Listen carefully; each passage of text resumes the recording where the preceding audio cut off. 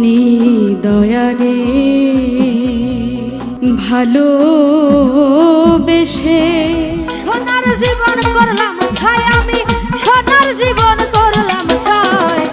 আমার মনের দুঃখ লইয়া মনে গো কান্দি আর ঘুরে বেড়াই। নিদয়ারে ভালোবেসে সোনার দেহ করলাম ছাই।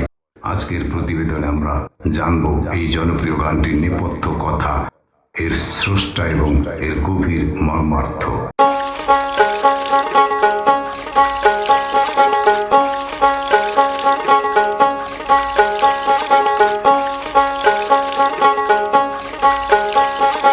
গানটির গীতিকার নিয়ে যে জটিলতার কথা আমি বললাম, লোকসঙ্গীতের ক্ষেত্রে এটি একটি চিরচেনা সমস্যা।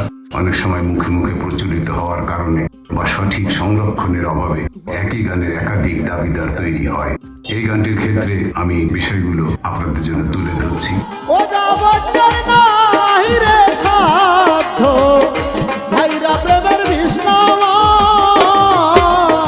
এক নম্বরে হচ্ছে পাগল কানাই। ঝিনাইদহের এই মরমী কবির দেহতত্ত্ব ও বিচ্ছেদী গানের যে ধারা, তার সাথে এই গানের কথার গভীর মিল রয়েছে। অনেক গবেষক একে তার সৃষ্টি হিসেবে গণ্য করেন। হরিচরণ আচার্য, ব্রিটিশ আমলের অনেক গ্রামোফোন রেকর্ড বা পুরনো সংকলনে হরিচরণ আচার্যের ভণিতাও পাওয়া যায়। লোকগীতি গবেষক ও সংগ্রাহকরা অনেক সময় মূল পাণ্ডুলিপি বা প্রাচীন রেকর্ডের তথ্যের উপর ভিত্তি করে তাকেই কৃতিত্ব প্রদান করেন।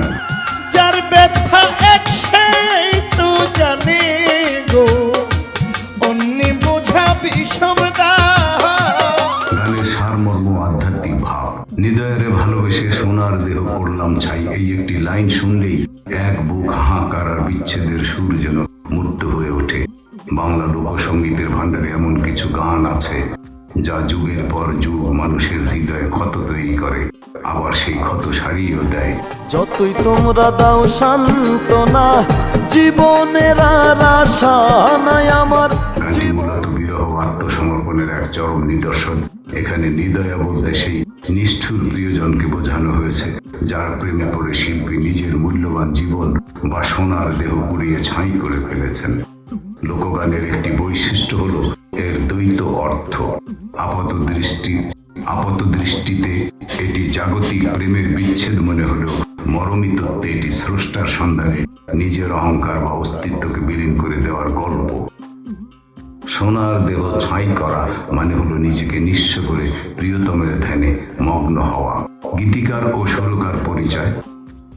এই কালজয়ী গানটির রচয়িতা ও আদি সুরকার হলেন প্রখ্যাত লোকগীতি শিল্পী রাজীব শাহ। এমন তথ্যই পাওয়া যায়। তিনি তার দরদ মাখা কণ্ঠে এবং সহজ সরল বাউলিয়ানা কথায় গানটিকে সাধারণ মানুষের মণিকোঠায় পৌঁছে দিয়েছেন। তবে গানটি ব্যাপক জনপ্রিয়তা পায়। বর্তমান সময়ের জনপ্রিয় কণ্ঠশিল্পী আশিকের কণ্ঠেও গানটি শোনা যায়। তার গায়কী এই আধুনিক সময়ের তরুণ প্রজন্মের কাছে নতুনভাবে পরিচয় করিয়ে দিয়েছে। যতই তোমরা দাও সান্ত্বনা, জীবনের আর আশা নাই আমার, জীবনের আর আশা নাই। এছাড়া বিভিন্ন লোকসঙ্গীতের আসরে বাউল শিল্পীরা তাদের নিজস্ব ঢঙে গানটি গেয়েছেন। 2000 সালের শুরুর দিকে অ্যালবাম এবং লোকসঙ্গীতের সংকলনের মাধ্যমে এই গানটি গ্রাম বাংলার গণ্ডি পেরিয়ে শহরে ছড়িয়ে পড়ে। আমার মনের দুঃখ লইয়া মনে গো।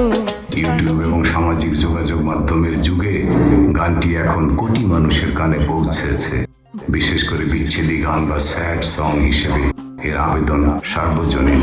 সাপের বিষ ধারিলে নামে প্রেমের বিষয় কোনো বাদ্যযন্ত্র ছাড়াই কেবল একতারা বা দোতারার সুরে এই গানটি যখন গাওয়া হয় তখন এক অদ্ভুত বিষণ্ণতার পরিবেশ তৈরি হয়। যতই তোমরা দাও সান্ত্বনা, জীবনের আর আশা নাই রে। ভালোবেসে কেবল একটি গান নয়, এটি আমাদের মাটির সুর, আমাদের আত্মার আর্তনাদ।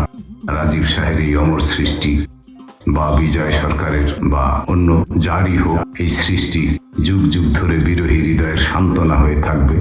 আপনি যদি এখনো গানটি না শুনে থাকেন তবে আজই শুনে নিন এবং হারিয়ে যান এক মরমী প্রেমের জগতে।